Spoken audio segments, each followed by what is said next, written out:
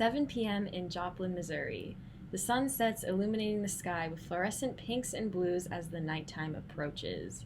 However, not even an hour prior, a catastrophic event shook the town into history books as one of the most destructive tornadoes in the United States to date.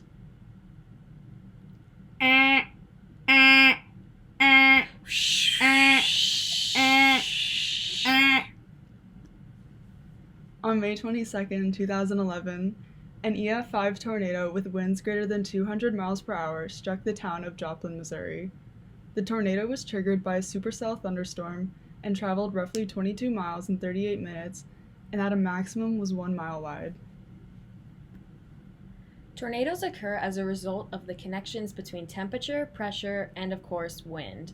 Like a convection cell, hot air rises and creates lower pressure with increasing altitude, while cool air sinks and creates a higher pressure ground environment.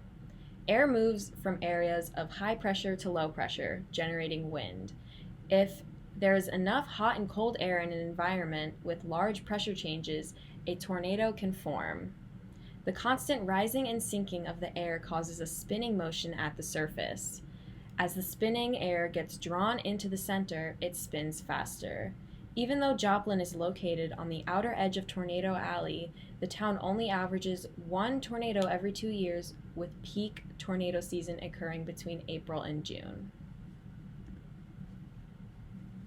This natural disaster had significant impacts on both the society and economy of Joplin. 161 people died and over 1,000 people were injured. Over 15,000 vehicles were picked up and destroyed, and much of the landscape was also ripped up and destroyed. The tornado caused $3 billion worth of damage to the town. 553 business buildings and 7,500 residential buildings were impacted by the tornado's destruction. Over 3,000 of the buildings were severely damaged. A local high school and hospital were completely destroyed, and much of the town lost power due to the impact.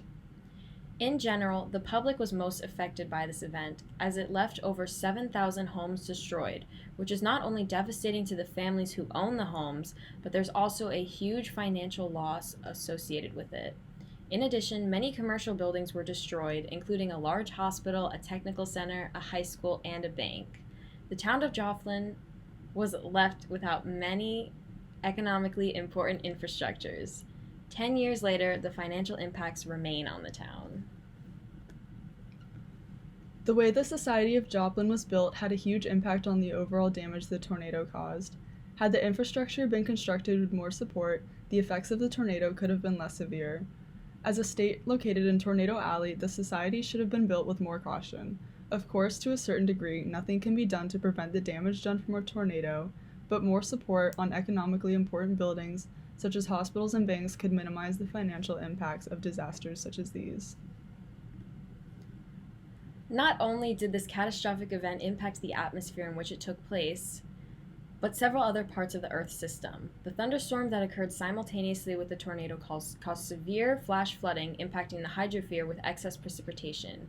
Additionally, the biosphere was negatively impacted due to high winds and flooding, which caused local ecosystems to be disrupted or even destroyed.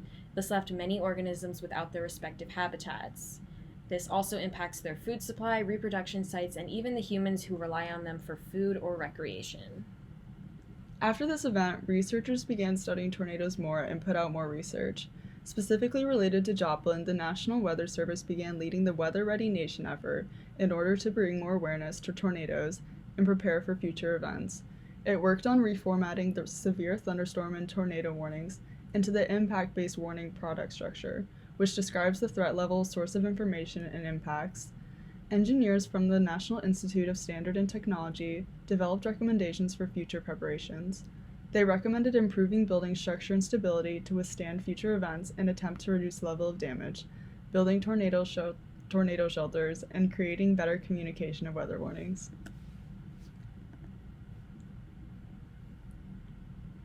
Okay. Oh my god.